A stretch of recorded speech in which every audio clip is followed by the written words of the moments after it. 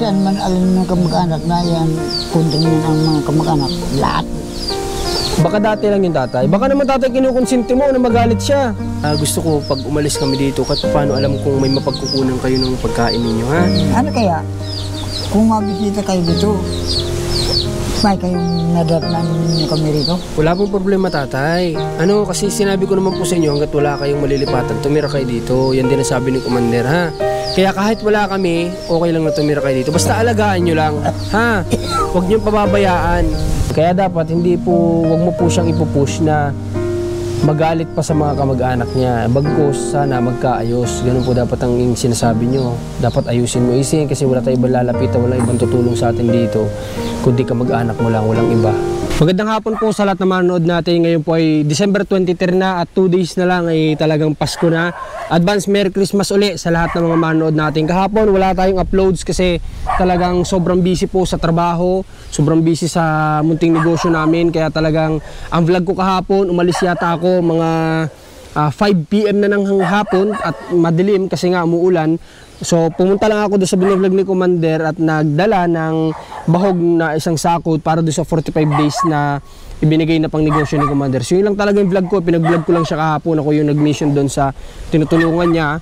Kaya ngayon ay dapat maaga kami lalabas kaso nga lang, ayan, may mga ginagawa din. Kaya yun, alas 12 na ng tanghali kami dito nakabisita kina Nanay Isin. Titingnan natin kung nandito na si Tatay Doro kasi kailangan ma-monitor din natin si Nanay Isin kasi nga alam naman natin kung wala si Tatay Doro di mag-solo lang siya dito, kawawa naman. Kaya mainam din na alamin natin yung sitwasyon niya. Pero sana dito na si Tatay Doro para mas maganda. Tara, kaya tayo.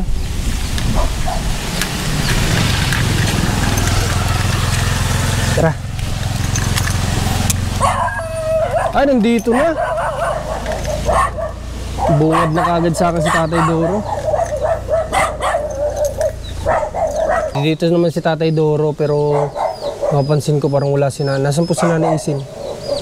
Sa ubang daw yun. Saan? Sa ubang. Saan po yung sinabi nyo kanina? Lagpan. Ha? May sinabi kang lugar kanina? Lagpan. Yung ba yun? Nahalito lang siya ko ng tawag. Okay. Kailan pa wala si Nanay Isin dito? Ay, may isang oras na. Ngayon pa lang naman, kala ko malayo yung pinuntahan. Umalis lang sandali. Saan pupunta si Nanay Isin? Yan nga sa ubang. Kamusta Tatay Doro ang pag-alis mo? Nakikita mo ko doon sa parang TV. Nakikita ang nakakakon sa akin. Anong meron daw? Nakikita ang tao. Anong naging sabi sa inyo ng hilot sa'yo? Ano daw ang problema mo sa katawan? Ano daw ang nararamdaman mong sakit? Sa high blood. Paras lang, sa high blood pa rin ang problema mo. Ilang araw ka doon inabot Tatay Doro? Isang araw lang ba pag punta ko doon? Balikan lang ako. Balik lang din kaagad. Oo, buti naman at nakabalik ka kaagad kasi nga sabi ni Nanay Isin, abuti ka na daw doon ng 3 araw. Pag siyang magkuhan, huwag kang masyadong maniwag dahil kung ngayon ako nag-alis, bumuwag yung matumangan basta may biyahe, uuwi ako. Magkaiba kayo ni Nanay Isin, kumbaga. Ikaw may isang salita, kung uuwi talaga. Okay. Basta huwag lang tatawid sa dagat. Kamusta naman na naging biyahe mo Tatay Doro? Medyo maigi. Okay naman na naging biyahe mo. Sino naging kasama mo sa pagbabiyahe? Ako lang. Buti alam mo yung pupuntahan mo Tatay Doro. Malakas po ang loob nyo magbiyahe-biyahe kahit na alam nyo may nararamdaman kayo. Nakakapunta ako ng labo pagbili ng bigas. Grabe. Doon ako nagbili ng Ibiril. Kontra mata. Kumusta? Ano sabi ni Nanay Isin at nakabalik ka kaagad in 1 day lang naman? Ay, ang sabi niya sa akin, nakahalapan niya, hindi ka makakauwi. Akala daw niya hindi ka dito makakabalik kaagad. Kasi niloloko ko nga si Nanay Isin, sabi ko, Nanay Isin, baka abutin pa si Tatay Doro doon ng Pasko. Kasi depende kung ano sasabihin ng gagamot. Sabi niya, bahala siya, hindi ako lang mag-solo dito, sabi niya, na magpapasko. Naabahala ko pag uwi pa, pag hindi ako pinapalis ng manggagamot. Yun nga ang sinasabi ko, baka mamaya di kayo paalisin ng manggagamot, sabihin gagamutin pa kayo. Kaya yun yung sinasabi ko kay Nanay AC, na baka mag-expect siya na 3 araw tapos di ka makarating. Pero buti na lang, 1 araw lang, nakabalik ka na kagad, ano? Maski ng kalawat, maalis ako ngayong araw. Pag may biyaheng balikan, babalik ako. Babalik ka talaga. Bakit anong dahilan, tatay? Bakit gusto mo babalik ka kaagad? Ay, may pagkataon na nanonood yan, parang lungaw. Ibig sabihin, tatay, ang iniisip mo si Nanay Isin. O, baka mamatay yan, may sakit sa puso na eh.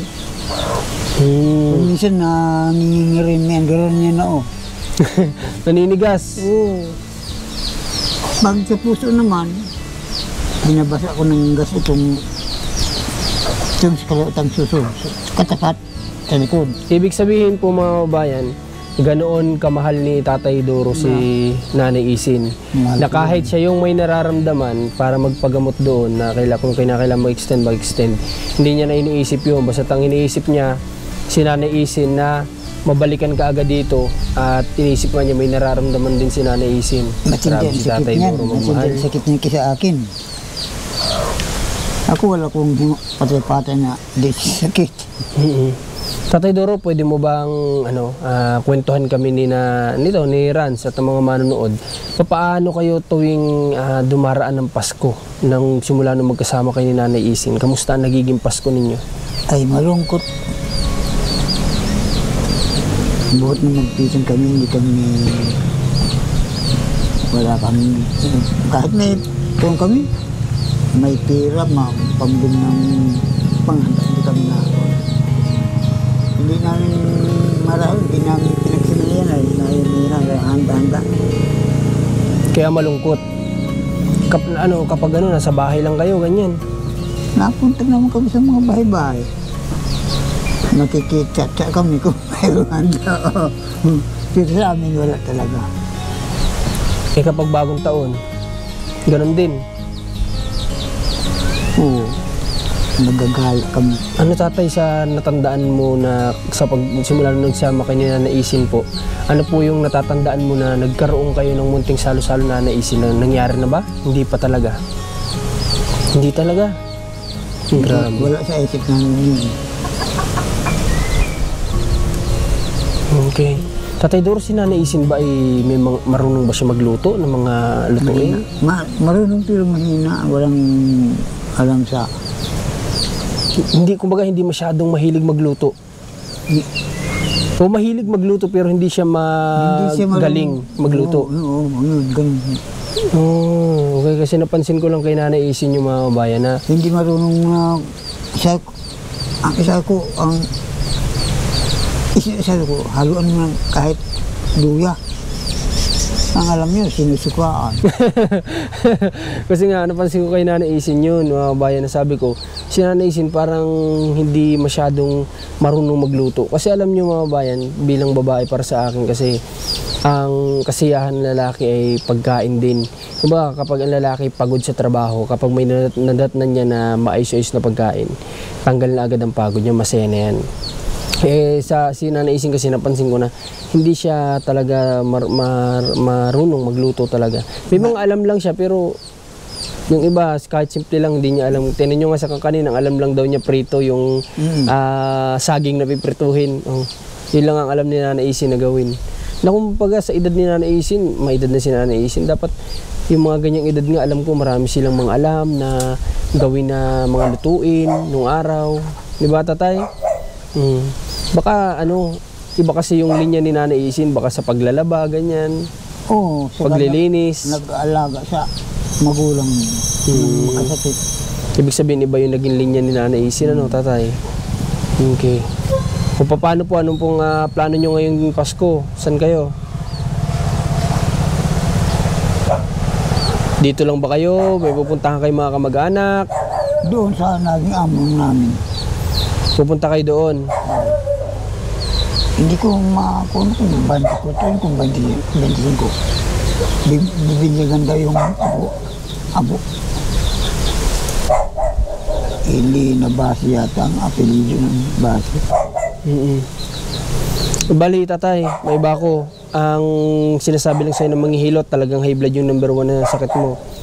Ano naman po mga kabayan, kumbaga, ibig sabihin wala siyang ibang nararamdaman kundi yung dati pa rin, yung high blood pa rin talaga. Kasi Tatay Doro, sabi ko nga kay Nanay Isin, dapat nagsabi siya nung pupunta ka pala doon, di sana dinala ka na lang namin sa sa pagamutan, kami na nagdala sa iyo. Sabi ko dapat magsabi kayo, alam niyo naman sa amin, pag mga ganyang emergency, pwede kayo magsabi sa amin at dadalhin namin kayo sa pagamutan na maayos. Di ba bago ako kasi napadoktor sa albularyo ko ang inuuna ko. Ano po, Tatay?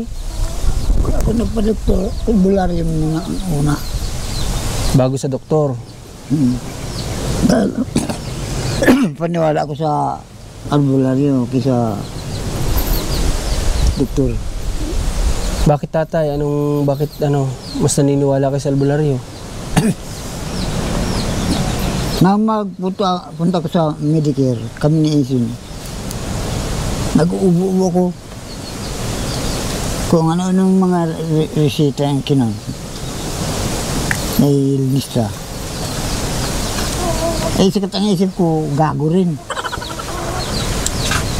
Pinasok ko yun, wala mo kami binili kahit isa. May inuubukan niya sabi ng doktora. Sabi ko, dadalhin ka namin sa diet doon, magpabulong. Baka ka may TB. Doon ko nakuha na mahinang klase ko. Linawin din natin, baka ma-misinterpret ng iba. Siguro si Tatay, nasanay lang din talaga sa albularyo anong gumagamot sa kanya. Kung baga kaya doon siya mas naniniwala. Pero sa atin, hindi naman natin kasi syempre, ang mga doktor nag-aral lang matagal na panahon yan. Pinag-aralan ang lahat ng parte ng katawan, kung ano yung nagpapatakbo sa atin, ganyan. Kaya alam ko, kumbaga first aid siguro, pwede tayong lalapit sa albularyo, ganyan. O kaya may, sabi nga, kung may good elements, di may bad elements din. Siyempre, kung sa tingin mo na medyo may sa'yo na bad elements, pwede ka naman siguro magkonsulta sa mga ganyan albularyo. Pero pag yun talagang halimbawa, kagaya na lang ng high blood, ganyan, o mga nasa internal organ na natin, siyempre kailangan natin dyan ay doktor, siyempre. Kaya baka ma-misinterpret lang ng iba, baka may mga doktor pa tayo dito na manonood, ganyan. Si Rans, para si Nanay Isin, Tatay, hikab ng hikab kahit araw. Nagsimba yata, Tatay? Ikaw nasimba kang gabi ka ba? Hindi. Ha? Pareho kami hindi nagsimba, araw kami nagsimba. Araw kayo nagsisimba? Di ba katuloy ko kay Tatay? So, di dyan din kasi simbahan natin nagsisimba. Okay. Sige po, Tatay Doro, akala ko nandito si Nanay Isin at sabi ko nga, pupunta kami dito kasi gusto kong tingnan kung dumating ka na. Kasi baka mamaya mag-solo pa rin dito si Nanay Isin, baka pwedeng dalhin muna namin sa mga kamag-anak niya. Malakas ang loob niya kahit isang linggong iwanan.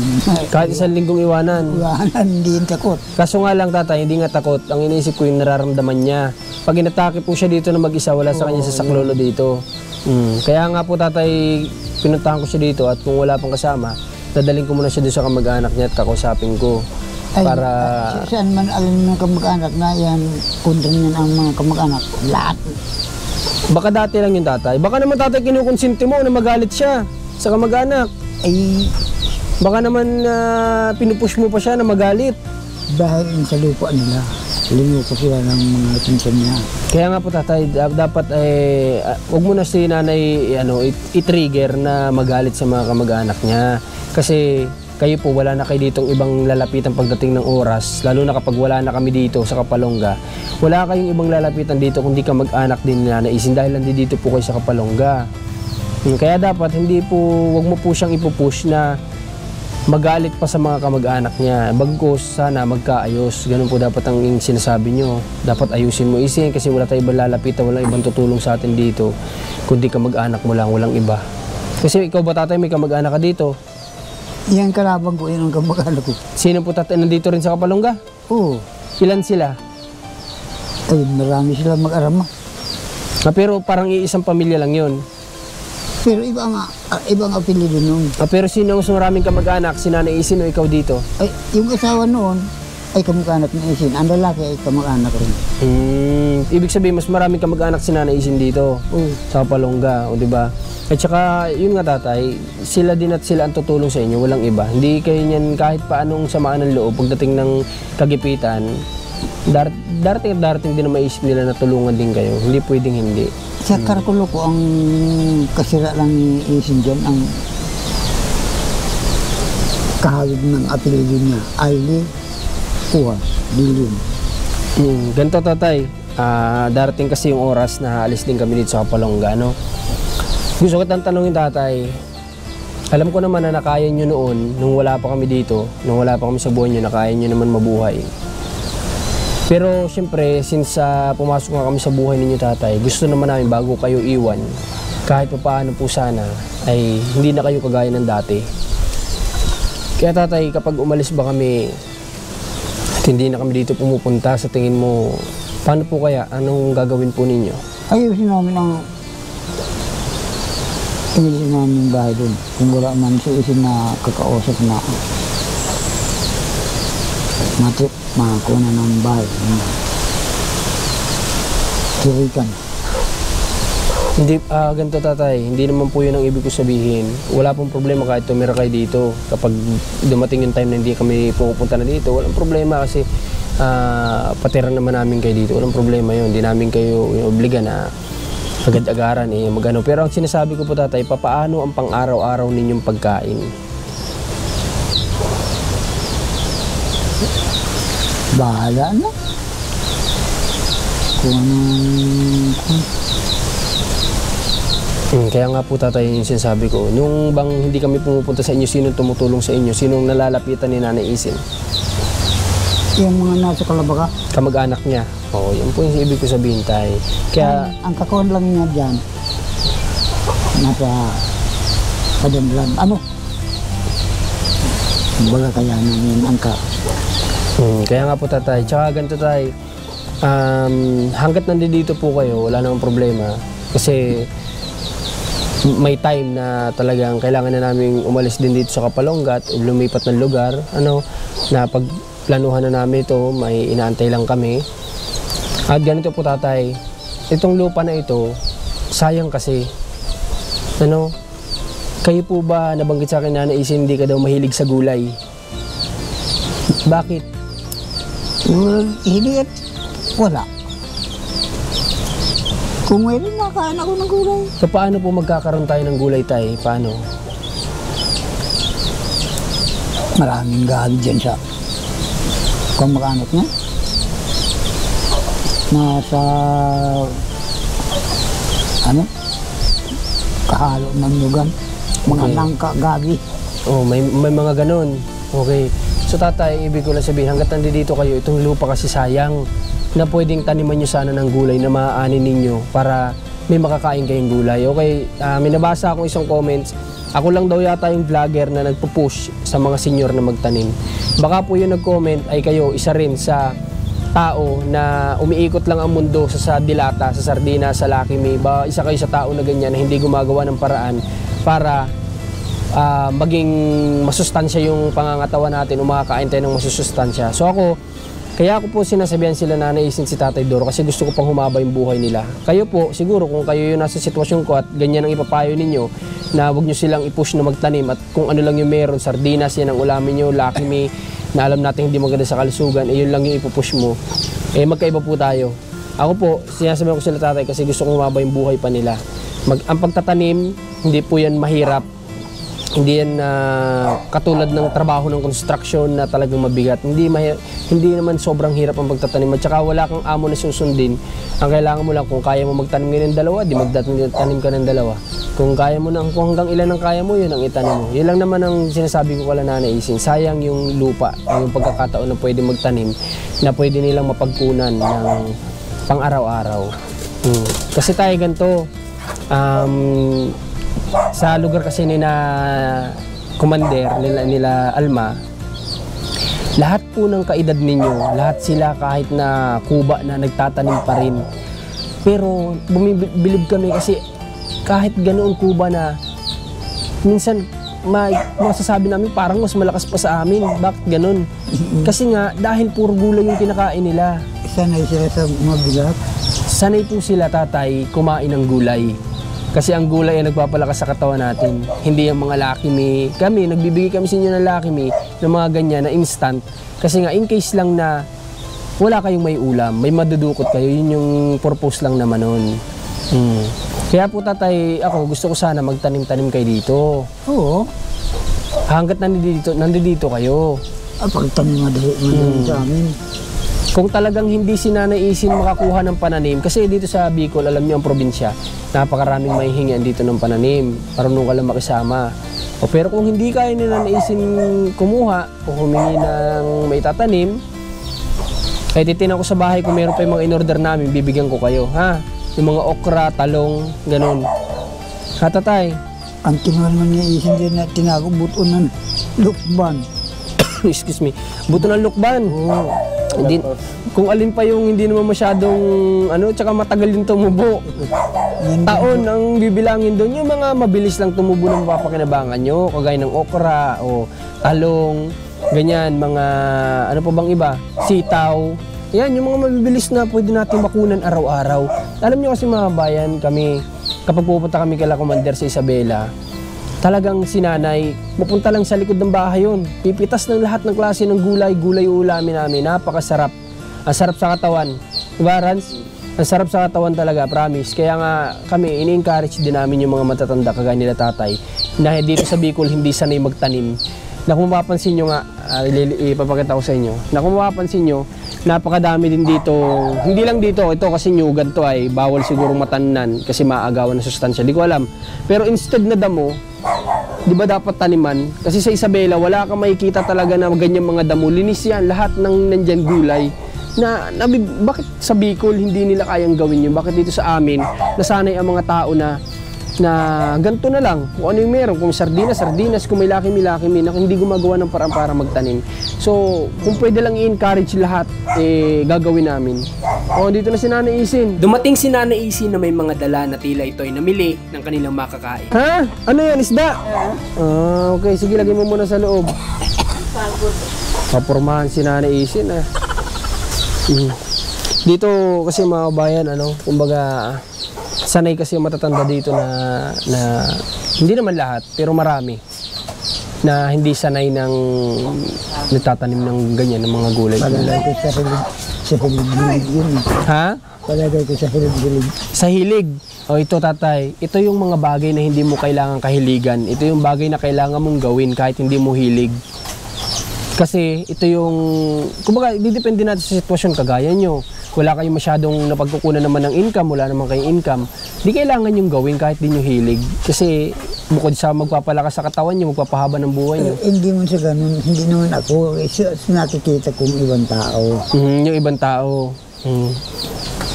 Kayo, nakita ko naman, nagtatanim naman kayo sa dati nyo, kaso kamuting kahoy lang. Oo. Hindi naman kami nakakalinis ng malaki gawa ng sobrang makahoy. Okay, so yun lang naman yung gusto ko, tatay. Sige, ganito, kung hindi talaga kaya ni Nanay Isin, pero tatanungin ko, si Nanay Isin kaya niya pa kaya magtanim? Ang magulang niya Kayang-kaya? Para tanim. Kay Tatay Doro na po nang galing, kayang-kaya. Mga magulang namin puro mahihirap din. Sanay din sa pagtatanim. Ba't hindi nyo po na-adapt yun, yung ganun? Ba't hindi nyo naging hilig? Ay kasi ang ama ko ay trabador sa mga lumber kumpanya. Nanay, upo ka dito, nanay. Kanina pa kayo? Kanina lang po, nanay.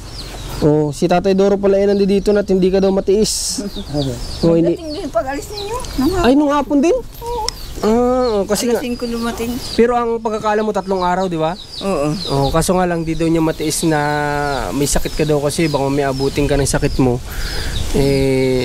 Iniisip ka lang niya. No, nanay? Nagpaparainom pa ng kape, kita na ang sakit niya sa puso. Ay, nagpaparainom ka pa ng kape? Ay, wow. Ay, nanay, huwag ka masyado sa kape. Hindi po yun maganda. O di tama, kapag magdadala ako dito sa inyo ng mga groceries, gatas ang bibiling ko. Umiinom ka ng gatas. Gatas ng patid na dinadala ko na. Gatas ba? Ang mga nakalagay? Birds trade ba? Ah, okay. Oo nga pala, ano, hindi nga pala tayo nagdadala ng kape dito. O sige, isusuplayan ko kayo ng ganun para hindi ka nagkakape, ha? At hindi maganda yun sa may problema din sa puso. Kasi magpapalpitate yung puso mo, mabilis yung tibok niya. Ha? Palaging kinakabahan. O yun nga, ganun yun, mabilis ang tibok ng puso mo kasi nga nagkakape ka. Masabi, sino naman ang yung nakakasambit sa akin? Eh sabi ko, hindi naman tayo propitan na wala naman ang masambit ka. Alam mo, saan tao? Kung sino ang nagsambit, naalaala ka sa usapan, kaganyan-ganyan puso niyan. Para kang may sakit sa puso kahit wala. Ang lusak mo na naman gawa ng aso yan ah. Oo, siguro kinakarga ni tatay yung aso. Hindi, dinatambahan siya. Pag Tinatambahan, o kaya nagdudumi si tatay. O kaya si Nanay Isin, malinis o. Ay, mabuti ko yun. Yeah, kada kung saan siya mapunta, bihis ako naman. Isang Pero linggo Nanay yan. Isin, nabilib ako kay Tatay Doro kasi kahit may nararamdaman siya, ikaw pa rin yung iniisip niya. No? O yan din yung nakakabilib kay Tatay Doro. Siya nga daw kasi may isang salita. Kapag sinabi niyang babalik. nagbalik din yung hapon, tapos nagpagamot na siya. Okay, Nanay Isin, ganito. Sinasabihan ko po si Tatay Doro kanina, pinagsasabihan ko na kung hindi mo kaya, wala ka ba ditong makukunan ng mga pananim, ng mga gulay? Wala. Bibigyan na lang po kita, ha? Mag-itanim po ninyo, ha? Alagaan po ninyo. Kasi nanay, sinasabi ko na po sa inyo, ilang buwan na lang, aalis na rin kami dito sa Kapalongga, ha? Kinakailangan na namin lumipat ng lugar. Saan Kaya ka gusto ko, matanim dyan? Puro dito po tatay sa likod, kahit dyan sa likod, dun, banda dun sa likod. Kung hindi kaya dito Nanay Isin, dun tayo sa likod, ha? kung hindi lang nakatanim yan, balitan namin yun. Hindi Sige. ko sunadaan ko, malalayo. Kasi Nanay Isin, gusto ko pag umalis kami dito, kahit paano alam kong may mapagkukunan kayo ng pagkain ninyo, ha? Ano kaya? Kung mabisita kayo dito, may kayong nadatnan ninyo kami rito? Wala pong problema tatay. Ano, kasi sinabi ko naman po sa inyo, hanggat wala kayong malilipatan, tumira kayo dito. Yan din ang sabi ni Commander, ha? Kaya kahit wala kami, okay lang na tumira kayo dito. Basta alagaan nyo lang, ha? Huwag nyo pababayaan, ha? Yun lang naman ang kapalit ng lahat ng kagaya namin. Walang ibang nire-request sa mga pinapabahayan. Kung hindi, kalinisan lang naman. Yun lang naman, alagaan, ipakita natin sa mga tumulong sa atin na sponsor na hindi sila nagkamali ng pinatira. Nakamasa ko yan at nainit na. Ganun na lang nanay, dadalang ko kayo ng pananim. Baka mayroon pa rin sa bahay. Kung wala, edi ma-order na lang ako, ha? Mabili tayong kuhan. Alsadahin kang ganyan. Yung pa ganyan. Tapos yung sitaw, alam ko kailangan nun ng gapangan. Makuha tayo ng pwedeng gapangan, ha? Siguro after nitong New Year, makapagawa na yung karpentero dito. Ha? Hindi ko naman na pinapuntahan ulit Kerens kasi magpapaskot bagong taon. Yan Ano tatay, wala na yan. Okay na yan. Nakalantog pa rin. Siya pa rin. Oo. Kaya Nakalantog pa may rin. narinig si Isin kung anong narinig niyo. Hindi ko narinig sila. Ba't anong naririnig mo na? Ay, parang may nag-uugong sa ilalim ng lupa. Ay, baka hangin lang eh. Mahangin. Baka hangin galing dito sa labas. Ano, kasi ito open area kasi to. Open area, baka umiikot ang hangin. Ano, umuugong yan kapag ano ay. Sabi ko ano yun? O baka may nagbimina sa ilalim. Baka. Ha? Baka may nagmimina na sa ilalim ng lupa. Duro may nag-uugong baka dito sa tapat ko. Sabi ni Duro, baka nang hindi ako. O baka may nagmimina sa ilalim. Baka may ginto dyan. Doon sa inilisan namin talaga, hindi niya na pinanpan namin ang lupa. Nakitiran din kami doon. Hindi, nakagaw kami ng yari na yung ano ba ang tawag doon, kalahin sa ipalaan. Ano ba ang apudken? Tanak pa lang. Oo. Murma pa lang. Wala pang bubong, wala pang dingding, wala pang side. May narinig akong araw-araw siya. Bo! Sabi ko, dyan sa ilalim ng lupa na yan. Sa tinitirikan namin. Kaya sabi ko Isin, maghali-hali kita Igyo. Paadilikan kita buong kita Igyo. Magandang tayo namin doon. Pero ang hanap buhay talaga namin nung malakas pa ako. pamulot ng nyug. Nakikita ba sa pala ako nakikilog ka. Ngayon lang ako nila pakinabang at matanda na. Matanda na. Pero Nanay Isin, si Tatay Doro, hindi natin kailangang obligahin sa pagtatanim kung hindi niya na kaya. Ikaw daw ang may kaya, ano? Gagamasan ko yun. Yaan mo at bibigyan ko kayo para panatag din naman kami na kapag dumating yung oras na hindi na kami dito nakakabisita, madalas, alam namin na may mapagkukunan kayo. Ha, Nanay? Sige po, at 23 pa lang naman ngayon, 24, di ko naman kayo pwedeng dalan dito ng mga manok na pagkain nyo, mga luto, Shanghai, ganyan. Hindi ko kayo pwedeng dalan at baka bago magpasko panis na bukas, ha? Naisip, patadalan ko na lang kayo dito kay Rans kasi bukas busy na ako sa shop, magtatrabaho ako ay wala na kami kasing tao doon, pinaalis na ni Commander at may hindi pagkakaintindihan. Ako lang magtatrabaho doon kaya hindi na ako makakakilos bukas, kaya kung hindi busy si Rans, kay Rans ko na lang papasuyo, ha? Nanay, masaya ako't na dito magpapasko kayo magkasama, ha Nanay Sin? Okay, so dito muna kami, amaya kami alis at siguro tapusin ko muna yung vlog namin dito. Maraming salamat po sa lahat ng nanood dito at sumusuporta sa mag-asawa na ito. Sana kahit dumating yung time na bihira na kami dito makapunta, sana nandiyan pa rin yung prayer ninyo para sa mag-asawa na ito, hindi mawala. May isama natin sila sa lagi sa prayer natin. Yun lang naman. Ito pag wala natin ng tao. Kaya tatay, dito lang kayo, ha? Basta lang, alagaan nyo lang, ha? Linis-linis. Para pag bisita ulit namin dito, di matuwa kami. Baka namin yung hawanan, kung kanino yan. Papalayo namin yung bangong. Wag na po yan, wag na kayo dyan. Kasi hindi ko kasi alam banda dito sa baba kung hanggang saan ang ano ay. Ganyan lang dito sa bakod. Wag na kayo dyan sa baba, dito na lang tayo sa taas, ha? Tapos yan, tatay, tuturo ko sa inyo mamaya, at mamaya pa naman kami alis, ituturo ko sa inyo kung hanggang saan yung lupa doon sa dulo, ha? Na pwede nyo pagtanan kasi dumababa doon, ha? Okay, so yun lang. Merry Christmas ulit sa lahat. And advance Happy New Year. Abangan nyo na lang yung mga susunod pa nating vlogs. At sana ay safe din si Jojo at Herlin na nakarating kasi wala pa ang update sa totoo lang hanggang ngayon kasi wala nga daw signal doon sa kanila. Pero nagtatry ako mag-chat sa kanila pero no response kasi nga wala siguro signal. Sana safe naman sila nakarating. At ayun lang, maraming salamat po sa inyo. Sa mga hindi nakakaunawa sa ginagawa namin, okay lang po yun. At kami yung mas nakakaalam sa sitwasyon ng pinupuntahan namin, kaya kung ano yung alam namin makakabuti sa kanila ginagawa namin, kaya yung mga kumukontra wala po kami magagawa. At tarin nyo na lang din tumulong kung kaya nyo dyan sa lugar ninyo na kahit sa paanong paraan mas matuwa pa yung nasa taas po. Okay, so kami pinupush namin ulit sila na magtanim kasi yun yung alam namin makakabuti sa kanila, hindi yung palaging umaasa na lang sa Lucky Me, umaasa na lang sa Dilata, hindi ganun kasi, no? Kaya pa naman nila. Sabi nga hanggat kaya pa, may pag-asa pa. Okay, God bless po sa lahat.